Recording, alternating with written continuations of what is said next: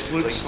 It looks like Christmas, a lovely Christmas afternoon. Yeah, it does. It does not look like a blizzard. All right then.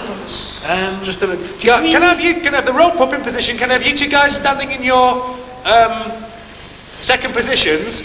Let's just zoom in tighter. It's the only thing I can think of. Try maybe angling.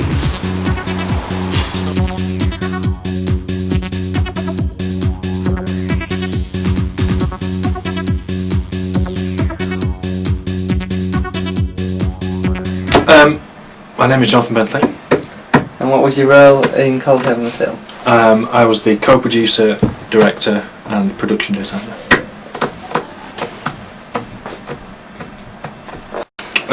Yeah, in a nutshell, Cold Heaven is about a group of scientists exploring an Antarctic lake beneath the surface of the Antarctic.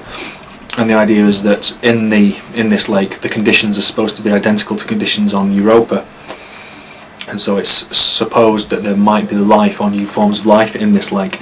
And when they open up this lake, the strange things start to happen on the base, and many of the crew start to go nuts and hallucinate, and basically their worst fears come true. And it turns out that something in the lake is sort of psycho affecting the crew at the base. Well, we interviewed a lot of people for the roles, and really you choose people for a number of reasons when you're casting. I guess I missed that one. Sometimes it's first impressions, sometimes it's the way they look, sometimes it's the way they speak. But really, I think overall you choose a person because they most fit the original vision that you had for the character. And the vision I had for the characters in Cold Heaven was quite specific. Claire fitted into it perfectly. She had the right spirit and the right attitude, and she also had the right look. And Everil was just absolutely spot on. You know, he just had a very powerful screen presence. I could feel just from our initial meeting. Did you have any conflicts with the actors at all?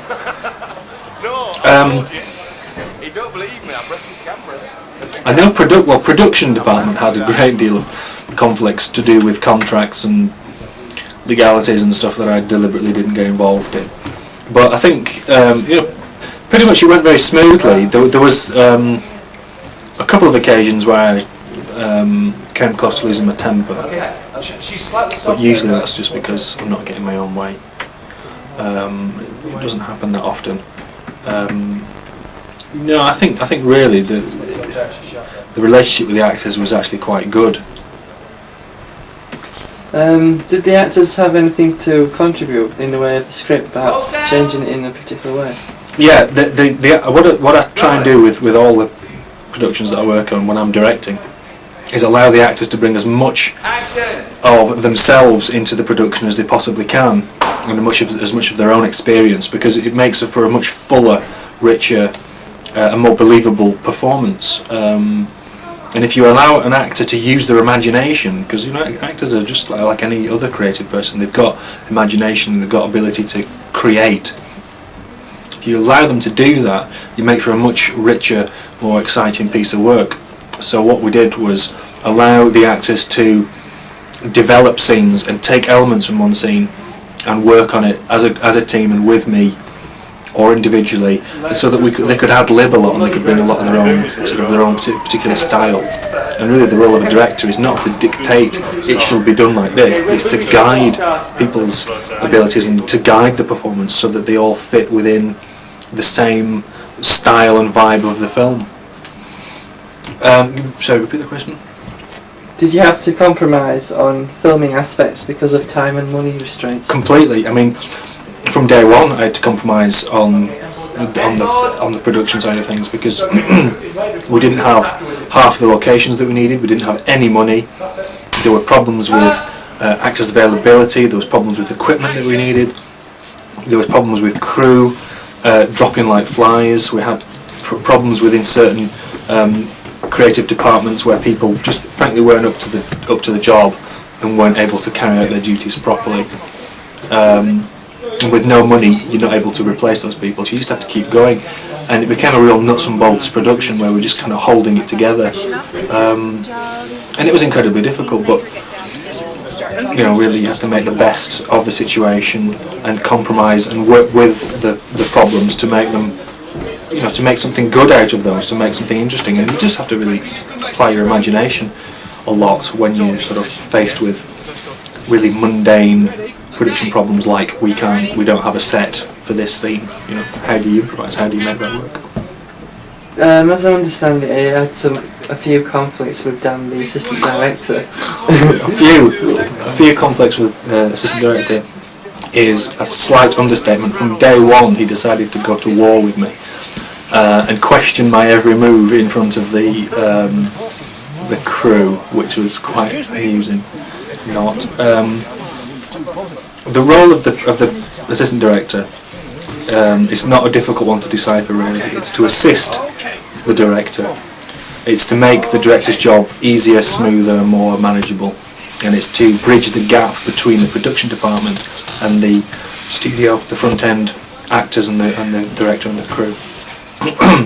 And what Dan decided to do was to question not only my decisions but the decisions of a lot of the key members of the team, quite verbally and in front of other people. And all it did in the end was to undermine people's confidence in the production. So it was a constant battle to claw that back and to prove to the crew that this production was going to work and that we were going to get it finished. Because his constant gripe was, we're not going to get this film finished, it's not going to be done in time, we're not going to, it's going to not end successfully. And so it was constantly I was having to say, we are going to finish, it's going to be fine, everybody just calm down. And his job should have been to say, John's right, listen to him, we're all going to be okay, we'll get it finished. Because there's a lot of paranoia and a lot of worry when you make a film, particularly when you're making a low budget film. So the last thing you need is somebody panicking on set, saying, we're all going to die, the sky is falling, which is essentially what the first assistant director did in this case. And he didn't help matters, and he made it very difficult for a lot of people. I know he upset a lot of people with no real need. Did you have any compromising ideas of what type of shots should be used with the director of photography and the cinematographer? That happens all the time, though. There are always conflicts creatively. When you put a number of people in the same room and they've all got a creative input into it, there will always be conflicts. I'm very glad, though, that I've managed to work with Phil, who is the DOP, the cinematographer. He's extremely talented and he's very good to work with. And we did have, it was, for the first couple of weeks, quite a difficult, awkward process, as we'd never worked together, and we had no prep time because our original cinematographer dropped out the week before the shoot started. And that's the person I'd spent all the pre-prep time with in terms of deciding what creatively how it was going to look, how the film was going to be. So when Phil came on board and saved the day, it was fantastic, but we didn't have any prep time and we didn't have any time to discuss ideas together, so a lot of that had to be done on the ground. We had to do it as we were going, and we had to work out, what is the look of this film. And it took us 2 weeks before we'd really totally got hand in hand on working on that. So to begin with, there were cases where I would say, no, it needs to be darker, and he would say, well, this looks a bit crap, and so on and so forth. And ultimately, we found a way of working together, and we work extremely well together. We've done shoots together since Cold Heaven, and we enjoy a very good working relationship. Well, to understand it, generally a film crew is paid deferred when the film actually makes money, when it's published. So did you feel you were under pressure because of that fact? Under pressure from what? The film being a success. Well, no, not really, because you're under pressure to make, because you're the director, you're under pressure to make the film good, because ultimately it's your responsibility. If it's a good film, everybody will accept responsibility for it being a good film. If it's a bad film, they will make sure that the director accepts responsibility for it being a bad film.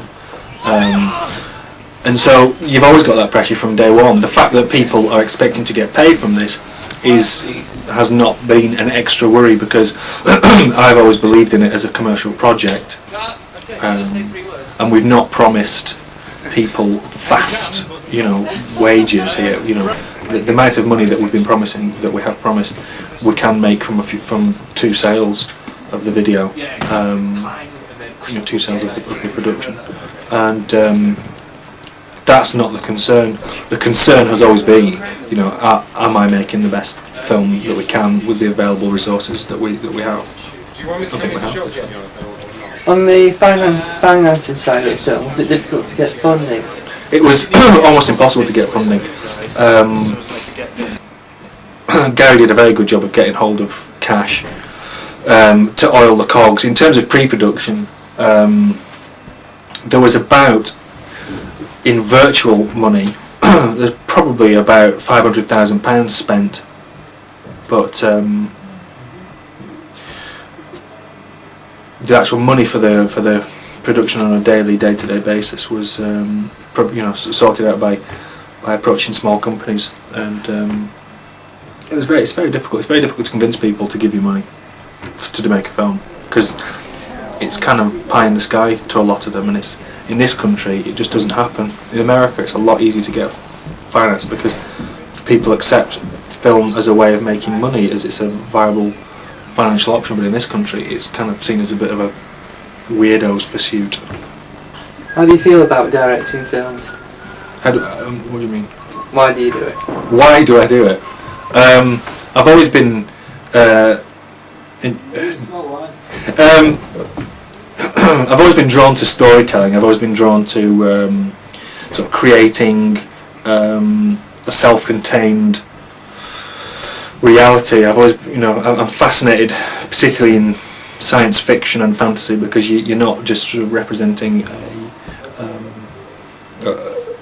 easily graspable, recognisable world. You're actually creating something that's completely new, and you're creating a world that you're bringing complete fantasy to life, and you can illustrate stories in a really exciting visual way. And really, I think the main reason that I've always made films is really just to tell really good stories, cracking good stories. I always wanted to be either a comic book illustrator or a writer or a filmmaker, and I ended up making films. Would you do a sequel?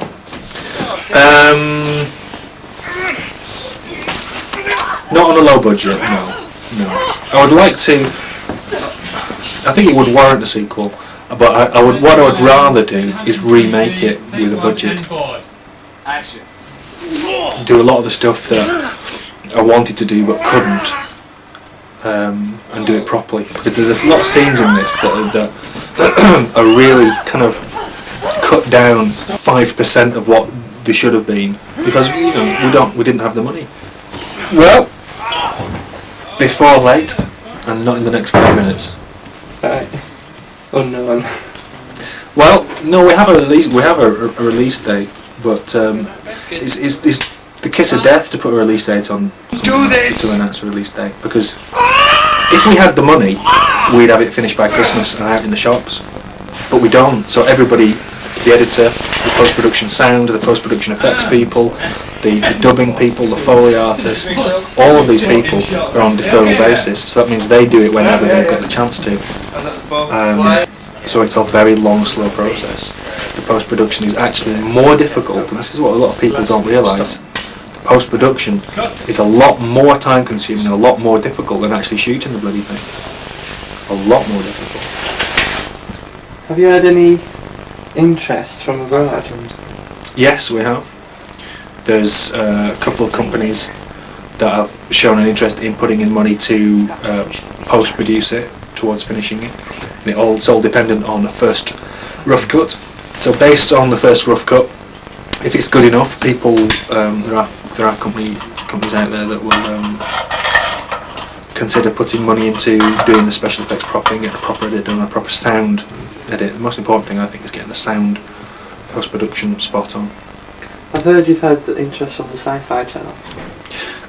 Yeah, they're interested in seeing it. They've not, with nothing promised in the Sci-Fi Channel, but we've got very good contacts with them, and we see them on a regular basis, and they've been very impressed by what we've done in the past. So I think we've got a really good shot at getting it on cable television distributed through them.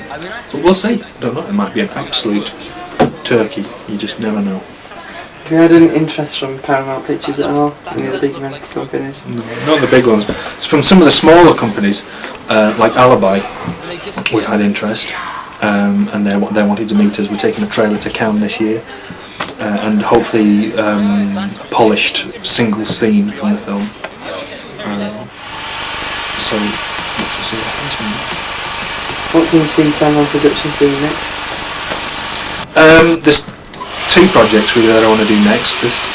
There's a TV series called Tales of the Legion. I want to do the pilot episode of that, and also there's another movie. There's two projects I want to do. There's Tales of the Legion. There's a TV series. I want to do the pilot episode, and there's also another movie called The Dark Order, which is a sci-fi action thriller revolving around a fabled relic, the Spear of Destiny, supposedly Adolf Bethlehem, and before him Charlemagne and others. So it's kind of a mythical fantasy action movie. How much do directors get paid by? It varies. Some directors will be on a 7-year what they call a picture deal, or a 5-year picture deal, depending, and they would get a set fee for those years. So say for example somebody said, oh, we've got a 5-year picture deal for you, and it's $10 million for those 5 years, so you get $2 million a year for 5 years, or you might get paid per picture. And it could vary from anything from 5% of the budget up to 15% of the budget. So for a $100 million feature, $5 million, $10 million. Action!